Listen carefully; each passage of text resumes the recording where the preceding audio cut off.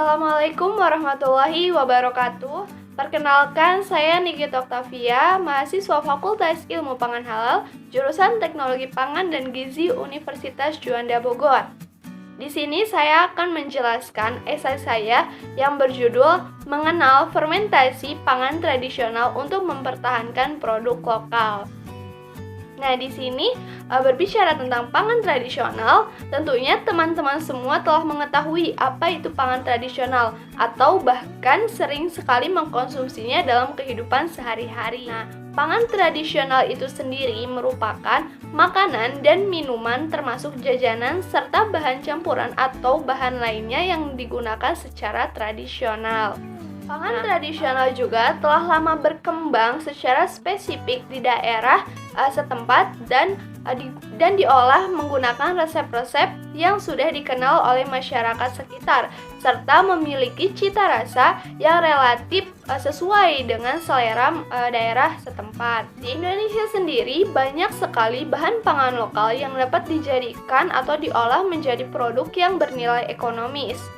Nah, produk pangan tradisional itu sendiri biasanya memiliki cita rasa dan karakter sensorik yang berbeda-beda tergantung dengan daerah asalnya. Ada banyak sekali jenis produk pangan tradisional. Contohnya adalah jenis pangan fermentasi.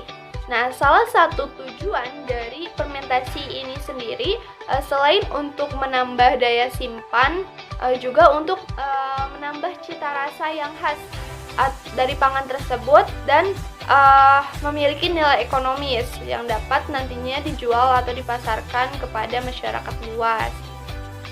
Fermentasi itu adalah proses perubahan kimiawi dari senyawa-senyawa organik seperti karbohidrat, protein, lemak, dan bahan organik lainnya, baik secara aerob maupun anaerob. Dilakukan dengan menggunakan enzim yang dihasilkan dari mikroba tersebut. Pada proses fermentasi membutuhkan substrat sebagai media tumbuh mikroba yang mengandung zat-zat nutrisi yang dibutuhkan oleh mikroba selama fermentasi itu berlangsung.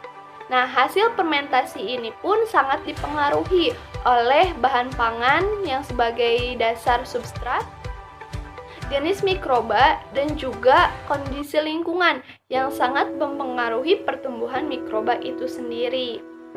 Nah, produk fermentasi tradisional biasanya menggunakan bahan-bahan seperti kedelai, beras ketan, singkong, air susu sapi, maupun air kelapa. Nah, contoh produknya pun bermacam-macam. Contohnya seperti oncom, tempe, tape, brem, dadi, tauco, kecap, nata, dan lain sebagainya. Masih sangat banyak sekali. Produk tersebut berasal dari beberapa daerah sehingga memiliki karakteristik dan cita rasa yang berbeda pula. Fermentasi tradisional masih banyak digunakan karena relatif murah, mudah, menambah nilai ekonomi dari suatu bahan pangan, lebih sehat dan lebih aman juga bagi kesehatan. Sehingga dalam pengaplikasiannya masih banyak sekali produsen yang masih menggunakan metode ini. Apalagi dengan adanya sumber daya bahan pangan lokal yang sangat banyak di Indonesia yang mendukung produksi pangan tradisional jenis fermentasi ini yang meningkatkan jumlah produksi pangan tersebut.